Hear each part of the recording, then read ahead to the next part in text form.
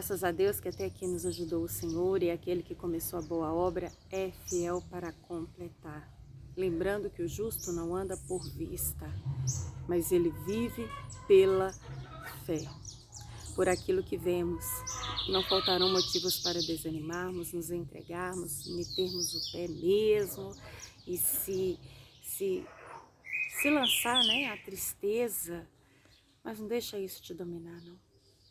Viver pela fé é você crer num Deus invisível e crer que Ele pode mudar essa situação ainda que visível. Enfim, a fé é loucura. Eu não posso ver a Deus como eu vejo meu celular. Eu não posso tocar em Deus como eu toco em mim. Eu não ouço a voz de Deus como eu ouço a sua. Mas eu creio que Ele me vê, que Ele me toca, que Ele me ouve, que Ele é real, que Ele cuida de mim. E isso faz toda a diferença. Deus, Ele não obriga ninguém a crer nele, mas aquele que crê mesmo sem ver, ele é abençoado, ele é recompensado. É isso que a palavra fala. É necessário que aquele que se aproxima de Deus creia que Ele existe, que Ele é abençoador daqueles que o buscam. E de fato é. Se eu estou de pé é por causa dele, se eu estou respirando é por causa dele. Se eu estou viva neste dia é porque a misericórdia dele se renovou nesta manhã. E basta crer. Nem sempre entenderemos, nem sempre seremos aplaudidos, elogiados, mas nem Jesus agradou a todos. Importa agradar a Deus mais do que a homens. E eu quero compartilhar com você uma palavra de fortalecimento, uma palavra de ânimo, de despertamento sobre não abra mão daquilo que Deus te deu, não abra mão da sua família, não abra mão da sua aliança com Deus, não se venda, não se entregue, não negocie, se preciso for, seja como Nabote, que tinha uma vinha, que era herança, e Jezabel falou a ele que colocasse até mesmo o preço que ele quisesse para vender a vinha, que ela queria de todas as formas aquela vinha, e ele disse que não negociaria, porque a vinha era uma herança de família. Ele não abria mão, aquilo tinha valor para ele, e não tinha valor financeiro para que aquilo fosse passado para frente.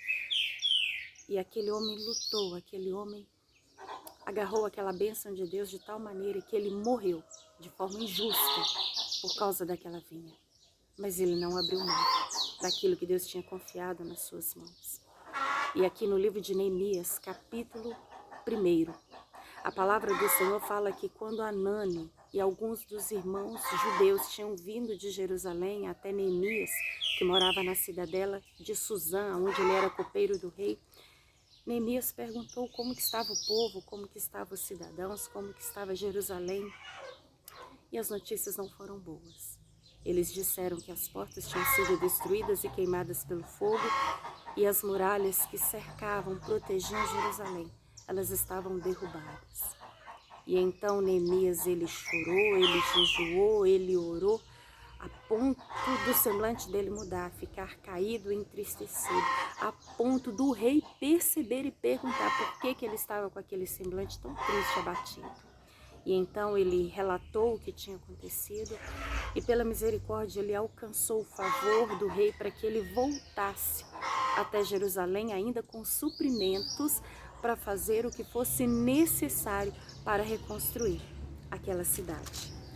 E aqui no capítulo 4, eu já adiantei um pouquinho a história, depois tira um tempinho, leia o livro de Neemias. Capítulo 4, a partir do versículo 1, relata que logo veio a oposição. É como uma coisa que está ali encostada e ninguém quer pegar para fazer. É como algo que está ali largado, destruído, e ninguém dá a mínima. Mas quando alguém pega para fazer, aí surge levante. Quando alguém decide colocar a mão e mudar aquela situação, alguém se levanta para tentar impedir. Você já viu isso? Ninguém quer trabalhar, ninguém quer fazer, ninguém quer mexer, ninguém quer ter o trabalho. Mas quando alguém se levanta, aí surge, sempre surge alguém para se levantar contra. Mas é aí que você precisa perseverar e lutar. ainda que nade contra a correnteza. É como varrer folhas contra o vento.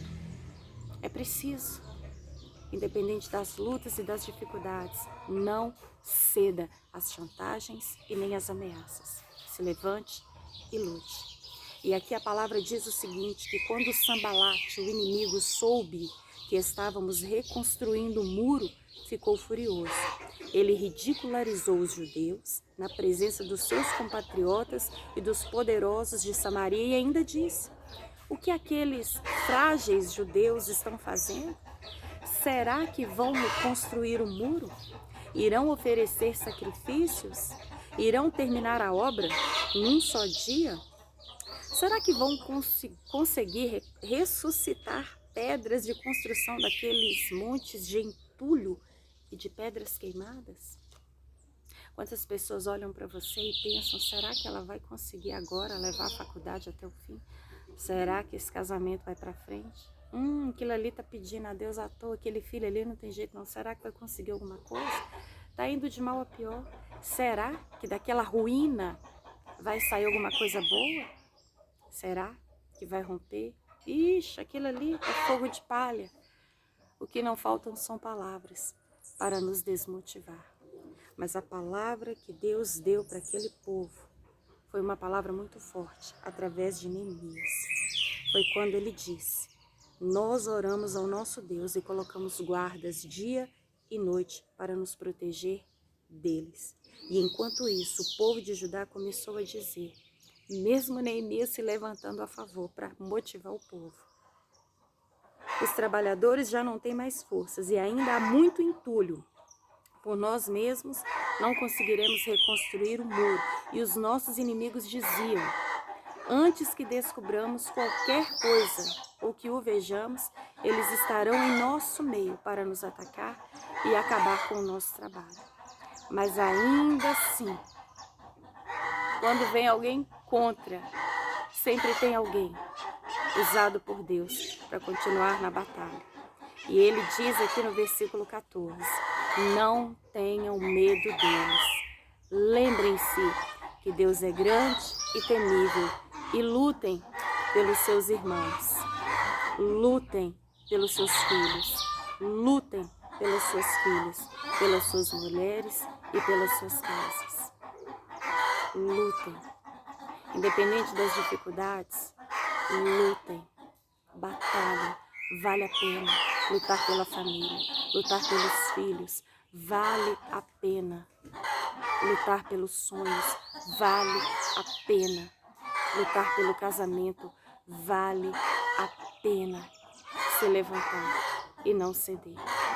Por mais que a situação seja totalmente oposta, contrária, a palavra de Deus fala claramente: se levante, lute, não se entregue. Muitos não vão querer nem te ajudar. Muitos não vão querer nem te apoiar. Mas Deus com você é a maioria. Se levante, lute, não abra mão, independente do que o inimigo está falando. Independente da ameaça, não abra mão do que Deus te deu. Proteja, se esforce e lute. Lute com toda a sua força, lute, não se entregue. E com certeza Deus vai te honrar. E essa muralha vai ser reconstruída ao redor dessa proteção. E a presença de Deus vai mudar a sua história. Não tem inimigo que possa contra o nosso Deus. Se Deus é por nós, quem será contra nós? E agindo Deus em nosso favor, quem impedirá? Amém?